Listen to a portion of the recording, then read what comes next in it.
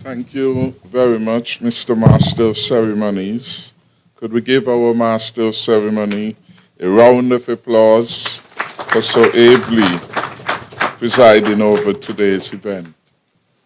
Your Excellency, our esteemed Governor General, with your leave, I beg to adopt the protocol so ably led before me, save I must, of course, also recognize the presence of the Permanent Secretary in the Ministry of National Security, His Excellency Tom Lee, distinguished representative of the government of Taiwan. We, of course, are always delighted to have Mr. Michael Morton with us. He is a representative, of course, part of our consular corps, and very often gives support to the office of the Governor General as he deputizes from time to time. I want, in her own right, to recognize Mrs. Morton and her outstanding contribution. This is not the first time we have come and we have heard that you have done the country, you have done yourself, and you would have done your husband proud by the quality of support you have given to those at the Defense Force. Could we give Mrs. Morton again a special round of applause? And I want equally to acknowledge the leaders of the various security agencies who are here.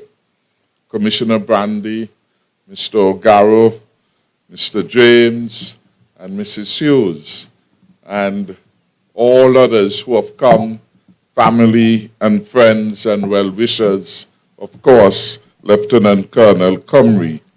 I bid all of you a special welcome to this important closing ceremony. I want to, in delivering remarks, to of course commend all 36 officers who I am advised will be graduating today. Could we give them all a special round of applause?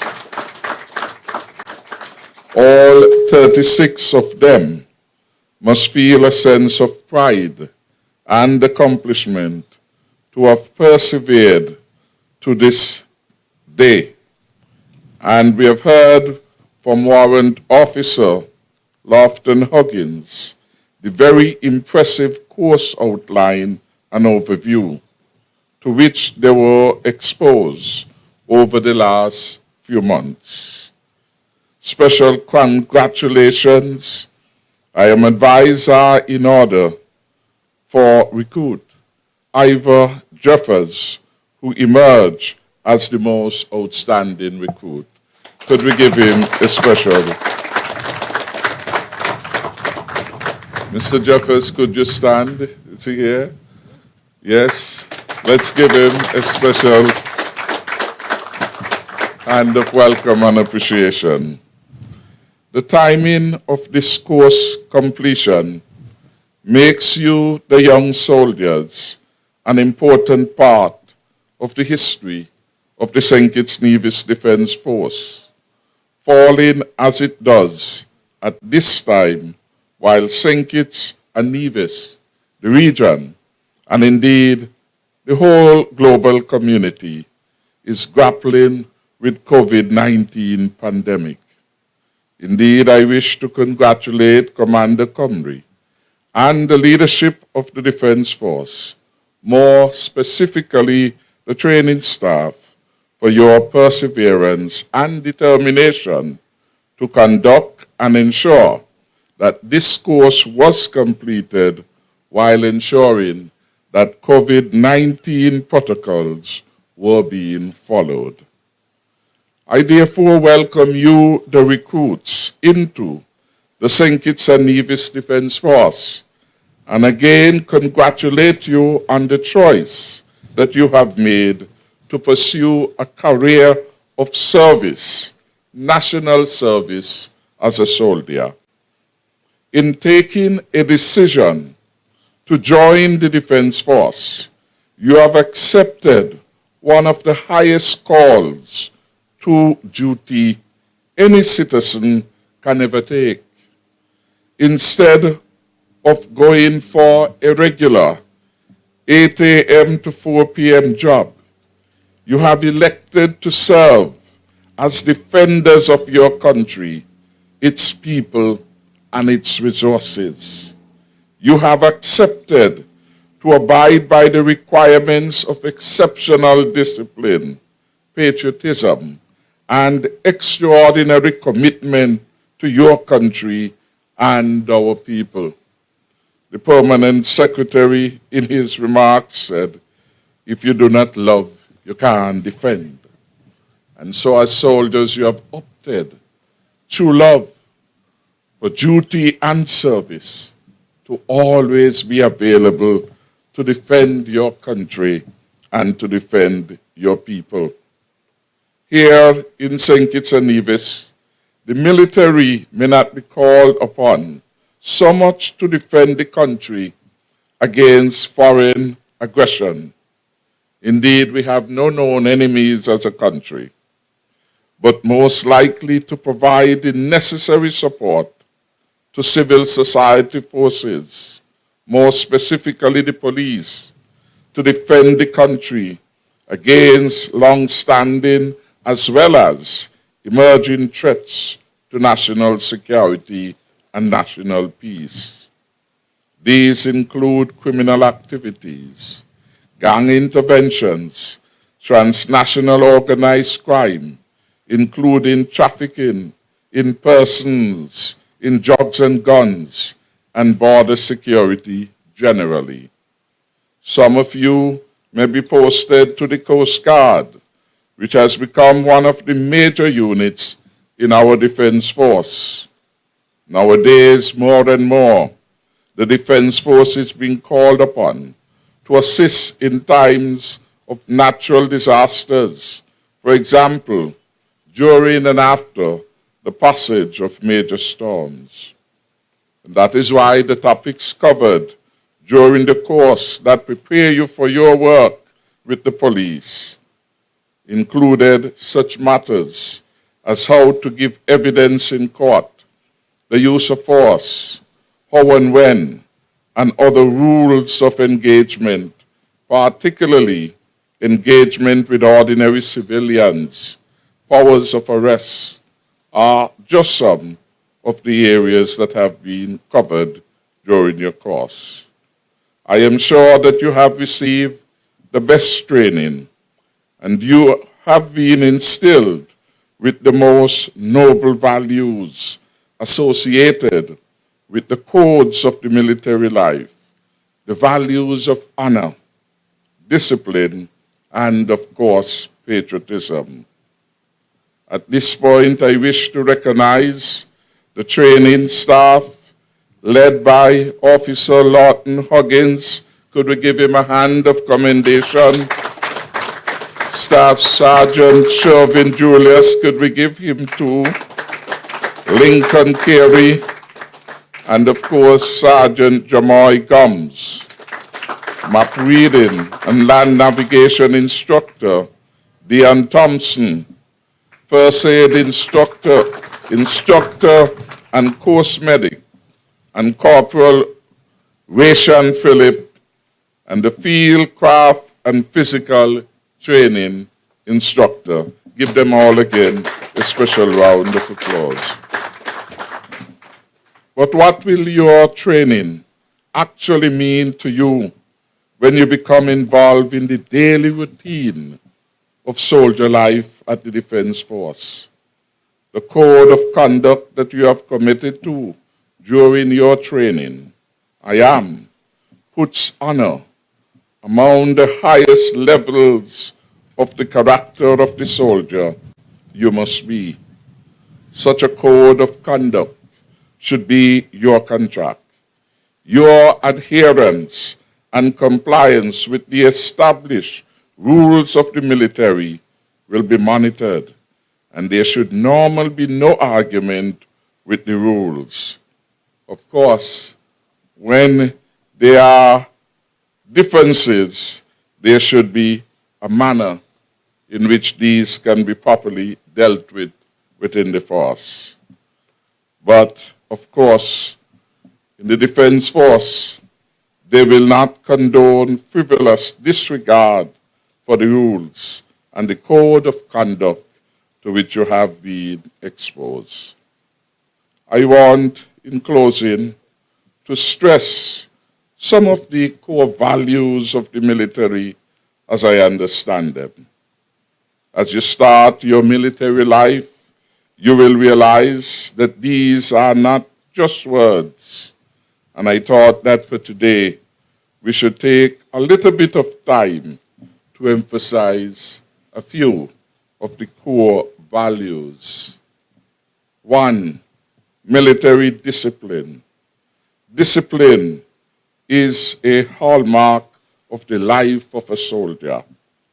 Even what you may consider to be simple things, for example, breaches in punctuality, cleanliness, order, and personal conduct, cannot be tolerated or accommodated in the Defense Force because they can breed a culture that potentially can result in the most dire of consequences for the Defense Force under certain circumstances.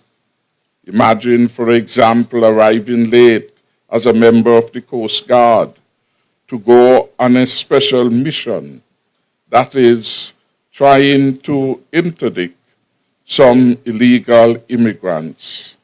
If you are late, by the time you show up, the Coast Guard would have already gone. You would have been too late for duty. So the discipline will be critical. And discipline, of course, is critical to every area of our lives. Those of us who are committed to the onerous task of nation building, we know and we appreciate how far discipline can take us. Discipline makes the sacrifices routine.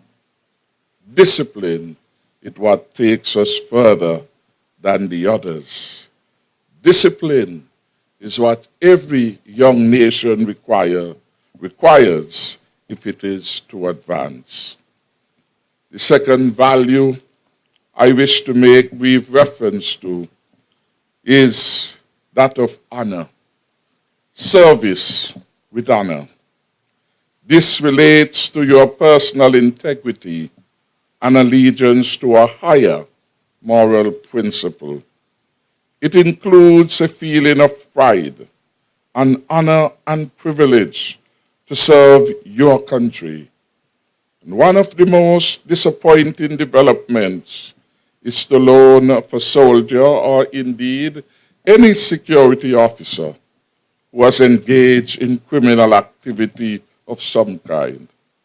It doesn't matter how major or minor some may think it is.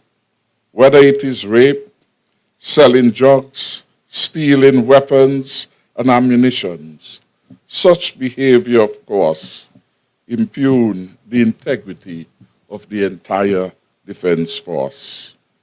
You must therefore commit yourself to serve with honor and dignity and courage, and of course always maintain your integrity intact. You must pledge always to show allegiance to what is right, to conform to a standard of conduct that shows your true worth and enables you to display bravery, and perhaps most importantly, you must display honesty at all times. Patriotism is a powerful one. This means that you love your country and you love its people, that you are willing to defend the interests of the Federation of St. Kitts and Nevis, the country, and the people. As recruits today, at this closing ceremony, and as a result of the basic training that you have received, it is now incumbent on you that you serve your country in whatever way you are called upon to do, and you serve your country with loyalty and pride, and as a patriot and a volunteer. Total military training requires hard work, dedication, and commitment. I therefore leave with you these, that discipline is non-negotiable if you are going to succeed as a soldier. Again, we get back to the power of discipline, because critically, that is so important, whatever our career choice. The lawyer, the doctor, the engineer, the contractor.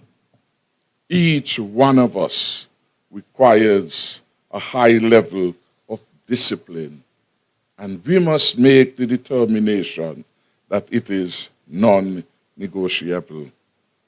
Indeed, I sometimes recall a story of old, coming out of Jamaica in the tumultuous days nearing emancipation, where there was public discord.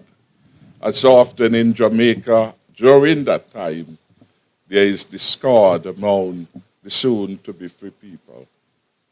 And when the petition went to the Queen for an intervention to save her subjects, the Queen responded, "It is to their industry, discipline, and ingenuity to which the subjects must look for their own salvation and amelioration."